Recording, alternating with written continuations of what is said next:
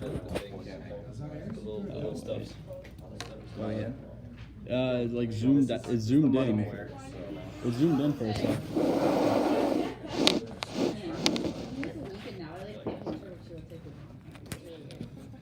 I feel like it's your identity now. Oh God. And it's only been like. Jack might have to scooch in a little bit. Do you guys want? I'll put this up there. Is that the? Ooh. I'll take it. Oh no. Oh, it's got. There's an automatic slide advancer too, which doesn't matter. So you don't do anything. Here's some good straight lines. Can you like advance? I'm sorry. No, you can't have it. Okay. I still have a job. What? No problem. Timer? Should we have a timer? All right. Are we beginning? Are we ready to hear a word?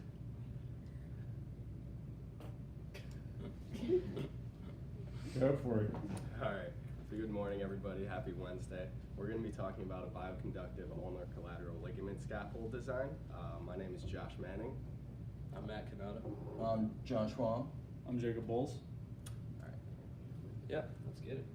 All right. So why is this a need in the medical field? So the UCL tears or injuries are most common among athletes, more specifically baseball pitchers, due to the amount of bulgus stress that get exerted onto the UCL during the overhead pitching motion. So just some statistics to look at. Approximately 2.5% of all Division I collegiate athletes get this injury, and as well as 25% of MLB players. So I know that kind of seems like a big difference, but given the sample size of all collegiate athletes and just the smaller sample size of MLB players, it kind of evens out a little more.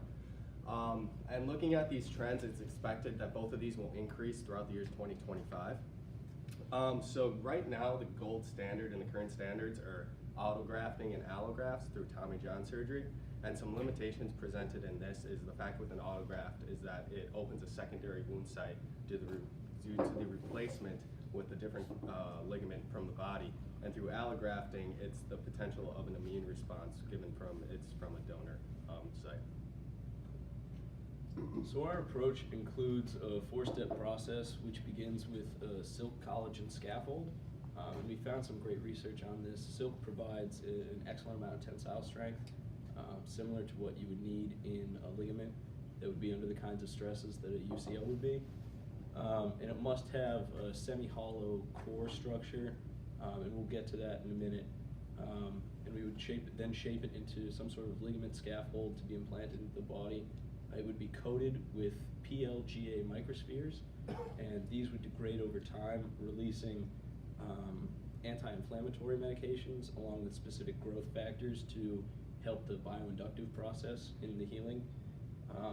And finally, it would also be loaded with autologous fibroblast cells taken from the actual patient and loaded into that hollow scaffold structure. And that would, again, promote the healing process. And here we kind of have a rough image of what this would look like. So the tube would be this silk collagen matrix. If you look inside that hollow core, those are supposed to represent the little fibroblasts inside. And then those blue dots are the microspheres lined along the outside, and those would essentially rupture as time goes by as it's implanted, releasing the medication and growth factors. All right, so the market for this is absolutely massive. Just Tommy John surgery, most estimates are around $15,000. It can go up to 20, it can go down to 10, depends on your insurance and where you are and all that.